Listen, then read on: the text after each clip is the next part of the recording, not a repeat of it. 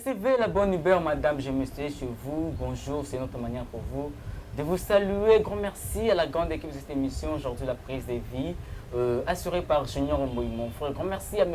Alain Achongo depuis Londres. Grand merci à maman Mirador qui me suit depuis Paris également. Et Mbote na Bino, heureuse fête, il y a une activité, heureuse fête, il y a une nouvelle année. Je rappelle que Ngamo on a Bino, je ferme écoute un bon pour le 1er janvier. Ceux qui vont bénir, vont commérer, pour souhaiter, pour s'appeler Kito Kumakasi. Question de parler de l'actualité religieuse, spirituelle de notre pays aujourd'hui là, sur ce plateau.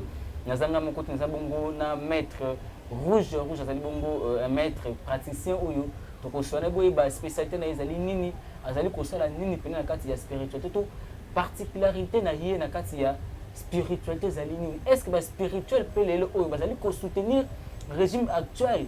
Donc voyez bango na kati ya émission micro populaire avec mon invité à qui je dis bonjour maître Rouge Rouge. Bonjour. Bonne santé, meilleurs vœux.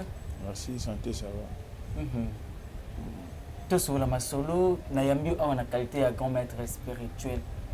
Spécialité dans les alliés non. Bon, spécialité dans la makambotali spiritualité, c'est ça. Voilà, spécialité dans les alliés, dans ma étalé guérison, ma étalé sous abondance, ma étalé bolingo. Donc voilà, spécialité dans ma étalé spiritualité, c'est ça. Maître, dans le monde, vous apparaissez trop jeune. Est-ce que, qu'est-ce qui a motivé Maître Rouge au côté de la pratique? Bon, en fait, côté de Makambo, je pense que dans l'émission, un peu déjà rencontrer un peu l'histoire. Il y a Makambo, donc c'est-à-dire les allées visite il y a Ange Gardien dans Abimila maman à Botinga et dans Abimila maman à Botinga il y a pesaka maman ba secret o maman meta na pesimbote na musika passant Abimila et dans Abimila ya pesa e ba secret nini o ngana ko sala de sorte que non azala o lelo nazali et na moment wana nazala ki musulman, un pratiquant musulman, un connaisseur musulman et tant on a que ça ba pratique wana nazala obligé à ko sala o ba bengi voyage astral. Dans ce voyage astral, on a qui cause la gravé, na mambotali, ba secret lunaire, il y a monde invisible. Donc c'est ça. Ok, maintenant c'est pour le penza au matisamo mongongo po batu bayoka kitoko, permettez-moi. Voilà, faut le barmakas pour votre balanda yo ba comprendre. Na bi kibino ba spirituel vous rappelez moi ba retenir. On le ange gardien na yo abimela ki mama na bino. Abimela ki la ndenge ya ndoto, abimela ki d'une manière physique bouillé. Et là qui vision. A qui vision ya ange gardien na ngai. Voilà, parce qu'il y a une différence entre rêve et vision et puis donc voilà quoi. Il y a qui vision oya monaki. Donc c'est-à-dire il y a lokola et lokomoko bozo monango na miso bo moto mais tandis que ça na miso bo moto te donc c'est comme ça.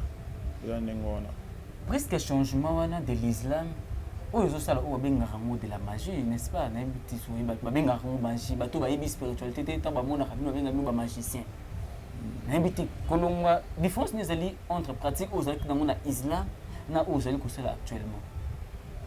Bon, en dehors de l'islam, islam, je suis toujours musulman et en dehors de l'islam, j'ai eu le temps de voyager dans Mboka Bapaya, autant à exorcisme, dans prêtre abbé, j'ai eu le temps autant à exorcisme et pas ya papa Kulutu Nangai, au Azana Rome, les loyaux.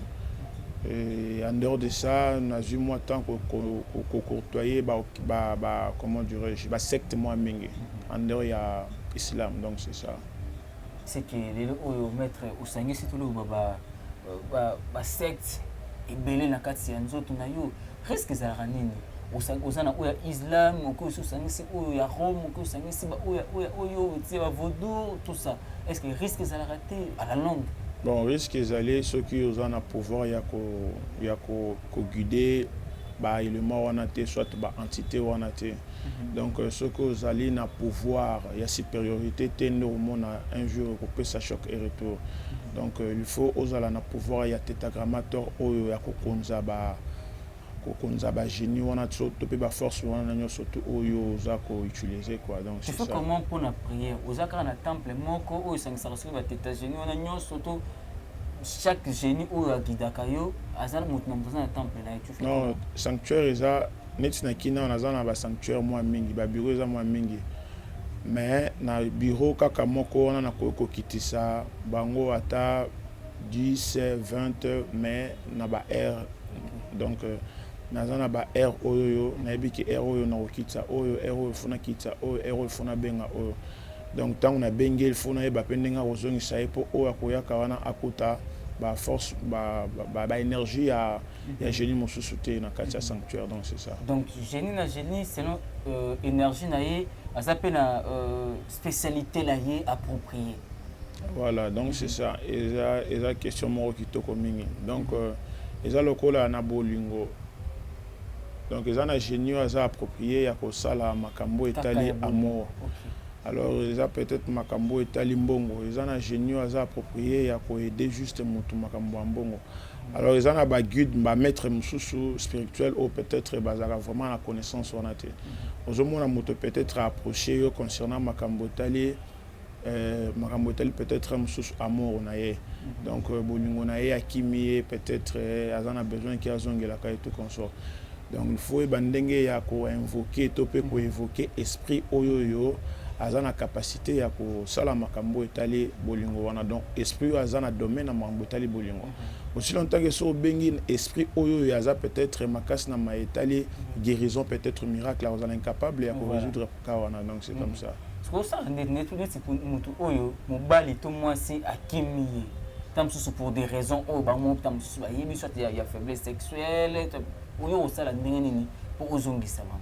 Bon, eza ba pratique, eza ba rituel, donc ba rituel neti na mambo etali bolingo ndenge lobi wana il faut to yeba premièrement que nyonso to oyo nzoto amonaka eutaka na esprit.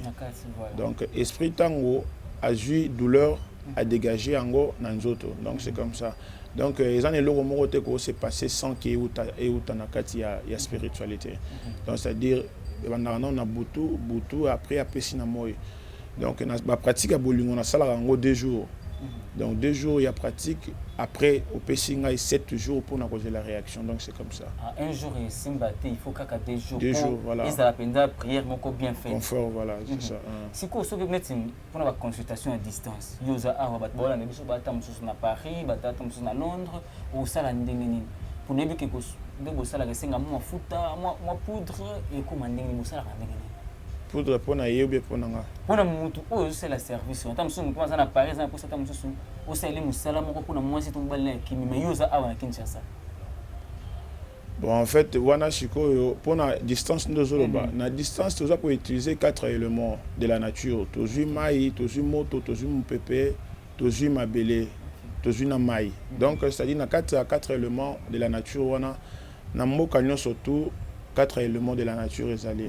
Alors, on a 4 éléments de la nature, on a un élément moko. Par exemple, M. Zaboling, on a un élément, il y a maï. Vous comprenez? Donc, on a sali collaboration, on a une entité, un génie, il y a maï.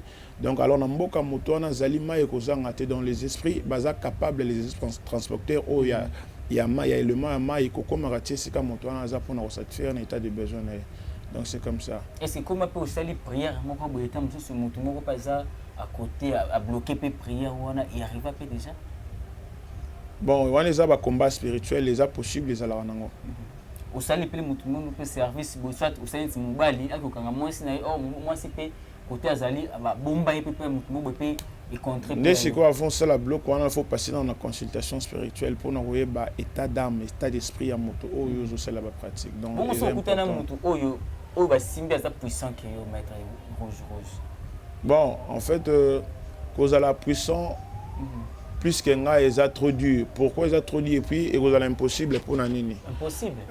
Pourquoi vous allez voilà pourquoi vous allez impossible. Donc ça dit il faut na cibler ennemi nangai. Donc ça dit il faut na yeba ki ennemi on a bomba mieux à pied. Si on a yebi ki sika ennemi a bomba mindi na yeba ndeni ya rencontrer, donc c'est comme ça. Donc ce qui a ça par exemple même si on a pouvoir moko il y a démologie satanique. Donc na yeba ndeni ni ya ko contourner ce qu'on a pouvoir ya Yoshua Mashia. Donc c'est comme ça. Maître Rouge, pouvoir Dieu le Créateur. Ah, Maître Rouge. C'est comme Ramon, on Moto obi moto azana pouvoir yo to iboza praticien. Surtout si ba biloko za na mesa na oyo na ndimite ke Yoshua Mashia kozwa grâce na kati na biloko oyo. Mais quand azwa grâce te pona nini? Yoshua Mashia. C'est Yoshua Mashia moto obi to zo no ba eza moto mettre quoi yango na liboso ozo ba te. Oyo nde Yoshua Mashia. Voilà, wana. Ah, maître rouge. Jésus-Christ de Nazareth, voilà, il est là présent. Oyo akufa pona masumu na biso. Nde otili kole loko na la cercle na o. Voilà. Ah maître rouge na. Donc okuta net ne dingwe yo au contraire na pouvoir ya Yeshua Mashia, Jésus-Christ. C'est ça. Ah, maître rouge. Tout na ba praticien surtout oyo bazolandanga. Oyo vraiment baza ba connaisseur parce que ils en a bato mususu qui boyamba peu même na babilili ba yebi histoire. Mais bayebi pratique te. Est-ce que vous comprenez? Donc o ayebi pratique bien ayebi que na kati ya ba sanctuaire na biso avant ko banda ba pratique nini ya liboso prière nini ya liboso tout temps ka eza paternoster notre père qui est au ciel. Notre père aussi notre père qui est aussi bazana rolandanga ba o bayebi qui avant ko banda pratique nous surtout tout temps à paternoster notre père qui est au ciel. Donc c'est à dire les ngolo na force ya Nzambe na rabalobi rakmana donc ça dit na mawanae ndazo fungu la porte ya ténèbres na mawanae ndazo fungu la porte ya paradis. Parlons de Nzambe za mbeli ya double tranchant aosunga bino bata musala ya boye bosa pe musala bino et puis côté pe sur la pasteur tout nini. Non, c'est comme ça. Les ngona. Donc Nzambe pesi biso temps. Tous en attend. Voilà, il y a ko sambela ye. Et puis il y a ko sambela pe te. Voilà. C'est comme ça.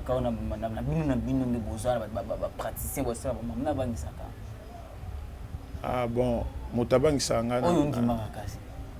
Bon, motonandi, motabang sanga premièrement d'abord à ça te motonandi.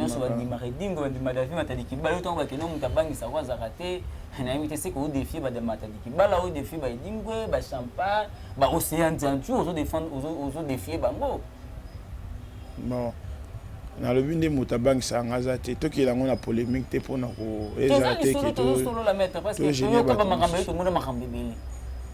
en fait na za trop sûr na pona yebi on a yebi pona za on a zali donc moi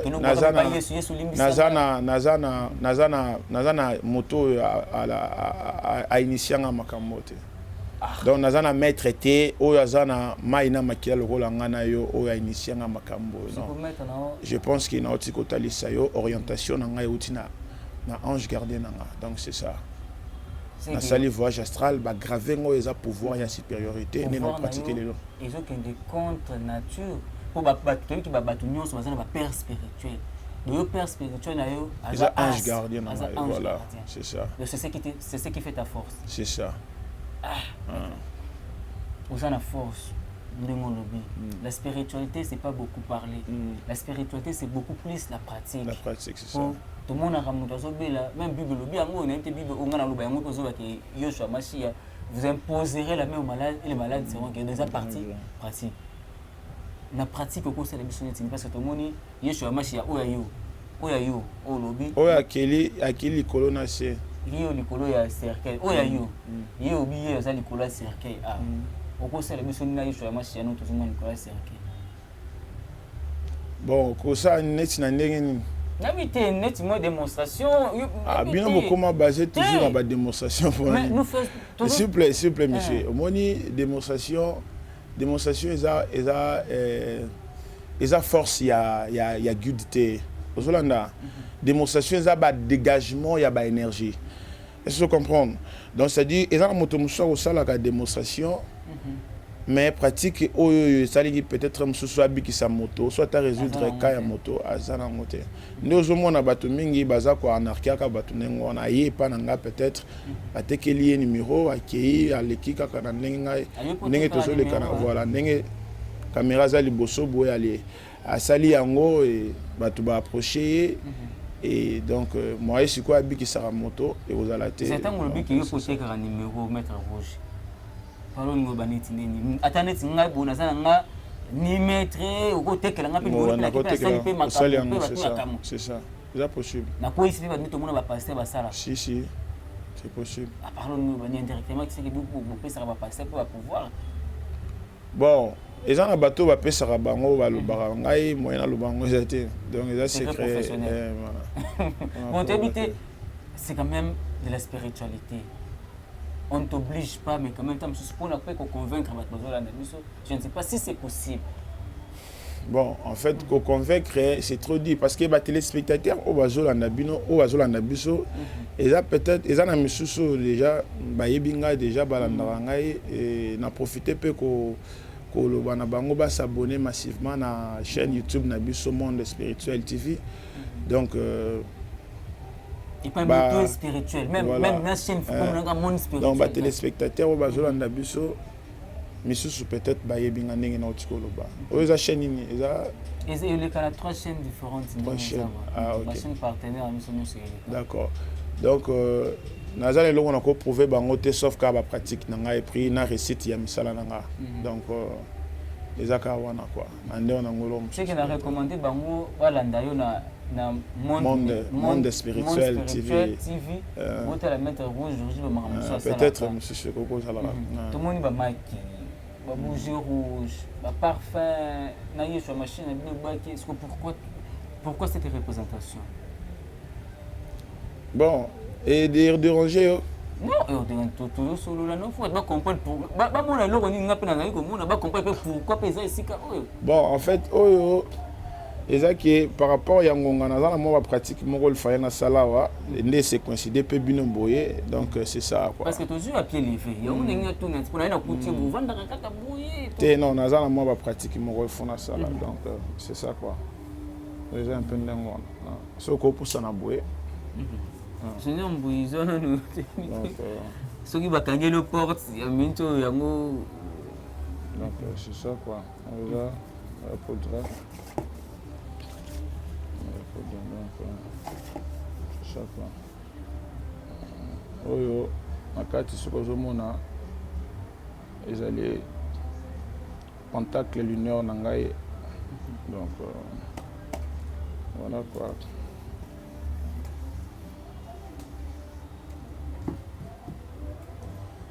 D'accord.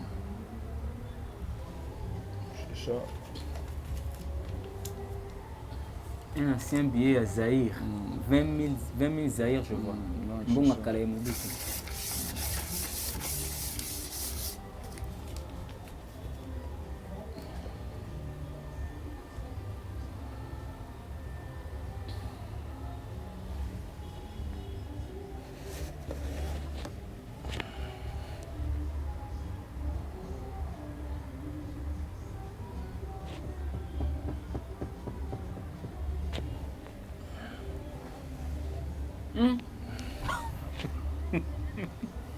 Maître rouge. Donc,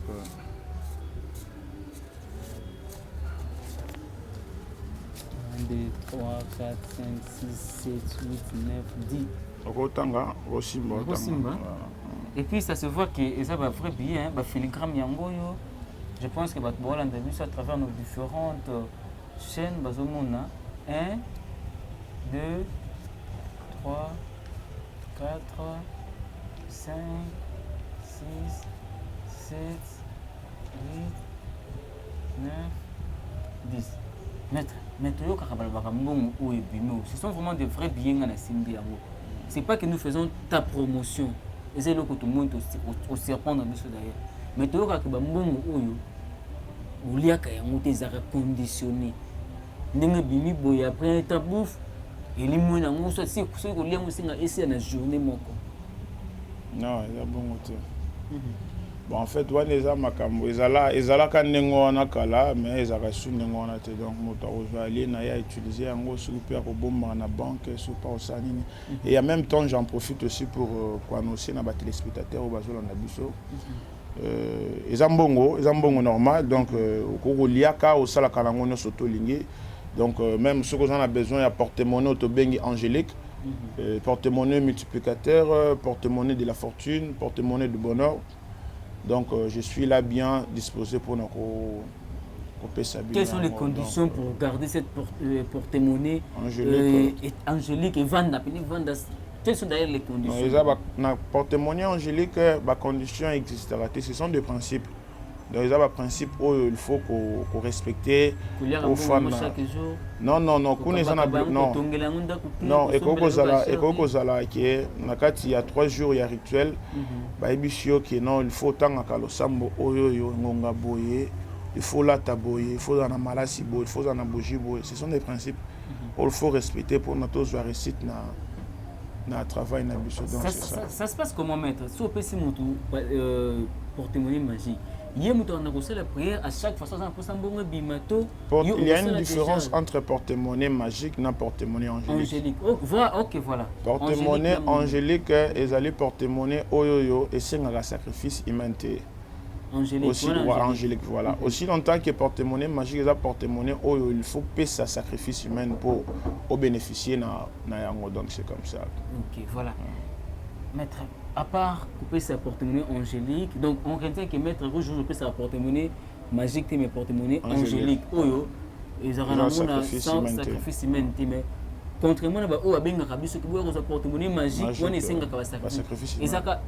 Et au sein d'un sacrifier, ils ont sans condition. Non, quand ils ont la condition, ils ont le principe, nous peux ça comme exemple. Et j'en profite aussi pour donner mon numéro de WhatsApp dans ma téléspectateur au bas de le numéro est affiché au bas de l'écran, mais le bas quand même. Ah, ok. Plus 243 89 27 79 518. Donc plus 243 89 27 79 518. Donc on a un numéro dans WhatsApp.